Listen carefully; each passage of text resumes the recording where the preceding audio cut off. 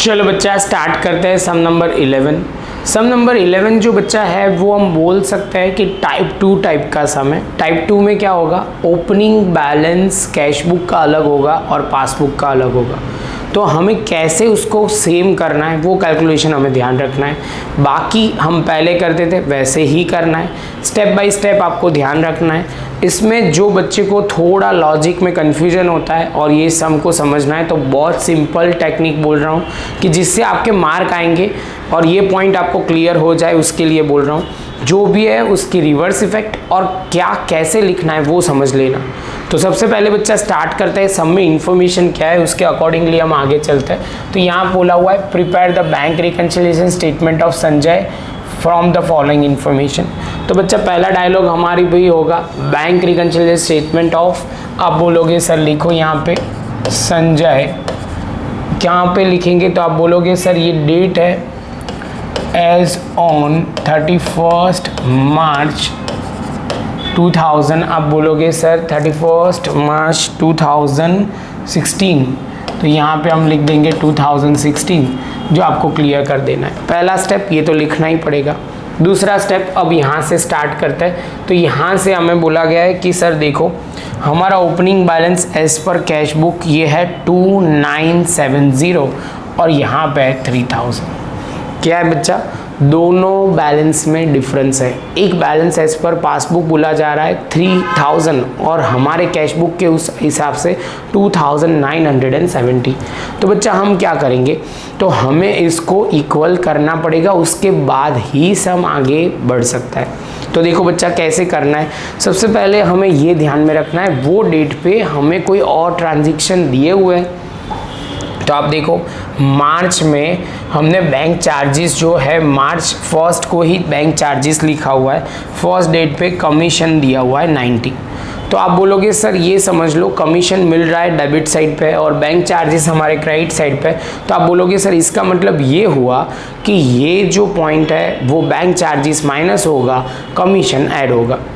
समझ में आ रहा है? चलो तो अभी आगे बढ़ते हैं। तो यहाँ पे सबसे पहले आप बोलोगे सर एज यूजुअल हम लिखते हैं, यहाँ पे क्या लिखेंगे, तो यहाँ पे डायलॉग आपको लिखना पड़ेगा balance as per cash book और हमारा बैलेंस कितना है 2970, जिसमें बोला हुआ है प्लस कमीशन में है 9090 और बैंक चार्जेस जो हमारा होगा वो आप बोलोगे सर हमारा 6060 है। तो यहाँ पे आप टैली करोगे तो 2970 प्लस 90 माइनस 60, तो हमारा आंसर जो आएगा वो 3000 आएगा। कितना आएगा बच्चा, 3000। अब बच्चा बोलेगा सर हमें कैसे पता कि हमें दो ही चीज़ लेनी है। तो इतना समझो, समझने के लिए ये पॉइंट है कि ज़्यादातर वही डेट पे आपके लेवल पे दिया होगा। 11th में बहुत लंबा नहीं पूछेंगे, वही डेट पे आपको पहली डेट पे फर्स्ट डेट ऑफ मंथ आपको दो चीज़ दी होगी, 2 या 3। आपको ज़्यादा है और टैली नहीं हो रहा तो आपको वो आगे पीछे देखना पड़ेगा कि आगे कुछ है, लेकिन आपके लेवल पे इतना ही होगा। आई होप बच्चा मैं आपको ये पॉइंट समझा पा रहा हूँ। तो बच्चा ये 3000 होने के बाद अब दो चीज़ ध्यान में रखनी है। सम स्टार्ट करें उससे पहले ये 60 और ये 90 हम बैंक रिकन्सिलिएशन के वक्त कंसिडर नहीं करेंगे। ध्यान में रहेगा ये पॉइंट, क्योंकि गलती में बच्चे पहले यहाँ पे भी इफेक्ट डाल देते हैं और यहाँ पे भी डाल देते हैं, तो वो हमें ध्यान में रखना है। सबसे पहला स्टेप एज यूजुअल हर बार हम लिखते हैं balance as per cash book. यहाँ पे बैलेंस BD दिया हुआ है, जो आप बोलोगे वो लिखो या बैलेंस कैरिड डाउन लिखो, वो दो सेम चीज़ है। लेकिन कैरिड डाउन लिखो तो उसकी ऑपोजिट साइड लिखना पड़ेगा। ये डेबिट है तो आपको लिखना पड़ेगा क्रेडिट, क्योंकि ये क्रेडिट बैलेंस है। या मैंने डायलॉग बोला हुआ है ब्रॉट डाउन दिया हुआ है नेक्स्ट मंथ का, तो वही जो जगह पे है वो आपको लिख देना है। तो यहाँ पे सबसे पहला पॉइंट एज यूजुअल क्या लिखेंगे, तो यहाँ से आपको लिखना है bank overdraft as per cash book, क्योंकि ये क्रेडिट साइड है तो हम लिख सकते हैं। तो यहाँ पे लिखेंगे बैंक ओवरड्राफ्ट एज पर, आप बोलोगे सर लिखो कैश बुक, और वो कौन सी साइड है, तो क्रेडिट साइड पे, और अमाउंट है 7335। जैसे ये पॉइंट कंप्लीट होता है बच्चा, तो दूसरा स्टेप जो ध्यान में रखना है, एज यूजुअल हम स्टार्ट करेंगे यहाँ से। आप बोलोगे सर ये 4500 ये क्रेडिट साइड पे है, तो ये डेबिट साइड वाला हम टैली करेंगे। तो 4500 जो आप बोलोगे सर ये कौन है, तो अमीना अकाउंट है। तो अमीना अकाउंट में मतलब बोला हुआ है 4500, तो यहाँ डेबिट साइड पे 4500 हमारा आ गया। सेम वे देसाई हमें दिया हुआ है और यहाँ पे 3000, तो देसाई में भी 3000 लिख देंगे। और उसके बाद यहाँ बैलेंस एक दिया हुआ है, आप बोलोगे सर ये बैंक चार्जेस, और उसके बाद डिविडेंड दिया हुआ है, और उसके बाद यहाँ पे बोला हुआ है कैरिड डाउन दिया हुआ है। कैरिड डाउन की इफेक्ट हमने ऑलरेडी डाल दी है, तो बात खत्म हो गई। बाकी दो चीज़ें जो भी रह गई, एक अरविंद अकाउंट और दूसरा आप बोलोगे सर आशीष अकाउंट, वो अनटिक आइटम में कंसिडर की जाएगी। आगे चलते हैं बच्चा, सेम वे बच्चा आप बोलोगे सर यहाँ पे अब डायलॉग आगे बढ़ते हैं, तो यहाँ पे हमें क्या डायलॉग याद रखना है, तो दूसरा है यहाँ का डेबिट, तो यहाँ पे क्रेडिट। तो पहला है पूनम अकाउंट 750, तो मैंने भी यहाँ पे 750 को कट कर दिया। Same way Dharmesh account bracket में लिखा हुआ है check given to Atul, salary में है लेकिन यहाँ धर्मेश अकाउंट में ही हमें ध्यान रखना है, वो 1500 डालना है।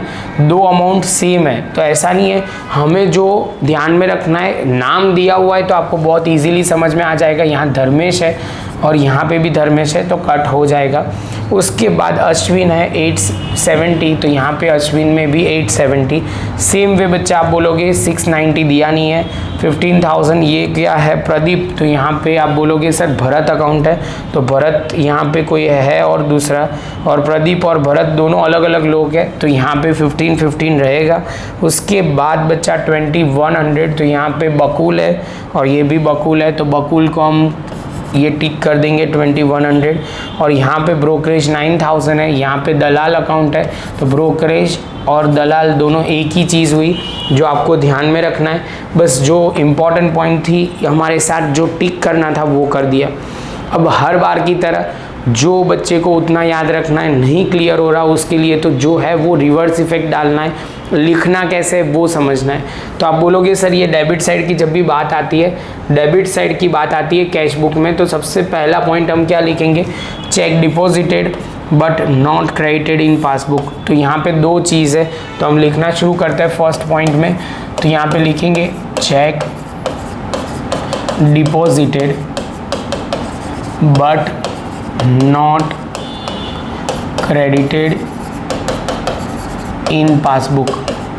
आप बोलोगे सर दो चीज़ है, कौन सी, जिसका नाम है अरविंद, दो लोग है मतलब बोला जाएगा 7500, और प्लस आप बोलोगे सर यहाँ पे है अश्विन जो हमारा है 6075, टोटल करता है बच्चा, तो ये हो जाएगा 7500 प्लस 6075। ध्यान में रखना ये डेबिट साइड पे है, तो उसकी रिवर्स इफेक्ट क्रेडिट साइड पे कितना लिखेंगे, तो आप बोलोगे सर 13,575। तो इसके साथ ये पॉइंट भी ख़त्म। दूसरा पॉइंट बच्चा आप बोलोगे सर सेम चीज़, हमारा ये डेबिट साइड ख़त्म, क्रेडिट साइड की बात करता है। यहाँ पे सैलरी है, यहाँ पे अश्विन अकाउंट है, यहाँ पे भरत अकाउंट है, तीन लोग हैं, तो हम लिखेंगे simple check issue but not presented.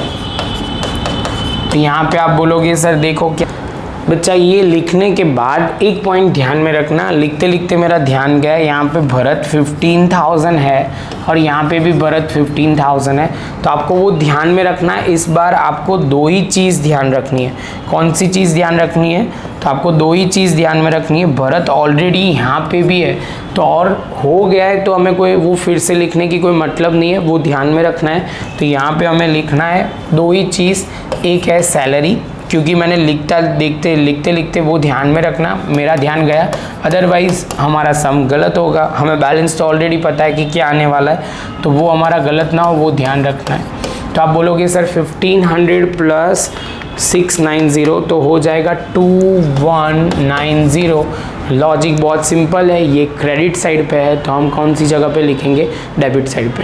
Clear. तो बच्चा ये पॉइंट हमारा ख़त्म। इसके साथ बच्चा हमारा कैश बुक तो क्लियर हो गया। कैश बुक क्लियर हो गया तो बच्चा हमारा जो तीसरा पॉइंट है वो हमें समझना है। अब आप बोलोगे सर यहाँ पे हमारी बात हो रही है पासबुक में से लिखा हुआ, क्या लिखना है, पासबुक में लिखा हुआ है लेकिन कैश बुक में वो नहीं लिखा। तो यहाँ पे आपको सिंपल चीज़ ध्यान में रखना है, यहाँ पे एक ही चीज़ आ रही है डेबिट साइड पे। तो आप बोलोगे सर बैंक, यहाँ पे आपको वो ध्यान में रखना है, bank debited interest which is not recorded in cash book. तो लिखना शुरू करते हैं। तो यहाँ पे हम लिखेंगे bank interest debited in passbook which is not recorded in cash book। तो आप बोलोगे सर कैश बुक में रिकॉर्ड करना बाकी है, जो आप बोलोगे सर यहाँ पे डेबिट साइड पे दिया हुआ है तो यहाँ पे हो जाएगा क्रेडिट साइड। और लॉजिक वो भी क्लियर कर देना है, लॉजिक के साथ चलते हो। बैंक चार्जेस हमारे लिए एक्सपेंस है, कैश बुक में रिकॉर्ड करना बाकी है तो पैसे जाएंगे तो क्रेडिट साइड पे। आई होप बच्चा आपको ये समझ में आ रहा है। सेम वे बच्चा आप बोलोगे सर फोर्थ पॉइंट में आप समझो यहाँ पे सिर्फ 75 दिया हुआ है। तो आप बोलोगे sir dividend receive which is not recorded in cash book. Dividend receive है जो कैश बुक में रिकॉर्ड करना बाकी है, तो आप बोलोगे सर ये क्रेडिट साइड है तो यहाँ पे हो जाएगा डेबिट साइड पे। क्लियर है? बच्चा बोलेगा सर लॉजिक बहुत सिंपल है, बैलेंस बढ़ेगा तो डेबिट साइड पे लिखना है। ये पॉइंट खत्म होते ही बच्चा आप दूसरा पॉइंट जो हमारा ध्यान में रखना है, यहाँ पे बैलेंस कैरिड डाउन जो है वो 18,705 रुपीज़ है। तो आप बोलोगे सर ये सिंपल चीज़ हमें क्या करना है, ये आपको क्रेडिट साइड है तो डेबिट साइड पे आपका आंसर आना चाहिए 18,705। और क्या लिखोगे बच्चा, तो यहाँ पे आप बोलोगे बैंक, यहाँ पे आपको लिखना है बैंक ओवरड्राफ्ट एज पर, क्या लिखेंगे, bank overdraft as per passbook. और आप टोटल टैली करोगे बच्चा तो हमारा काम हो जाएगा। टैली करते हैं तो पता चल जाएगा 7,335 प्लस 60। तो आप बोलोगे सर ये हो जाएगा, ये प्लस 13,575 तो हो जाएगा 20,970। मैं वो चेक कर रहा हूँ कि यहाँ का कैसे हो रहा है, तो हो ही रहा है। देखिए 18,705 प्लस 75 प्लस 2190 तो हो जाएगा 20,970। इसके साथ बच्चा हम बोल सकते हो ये सम भी ख़त्म।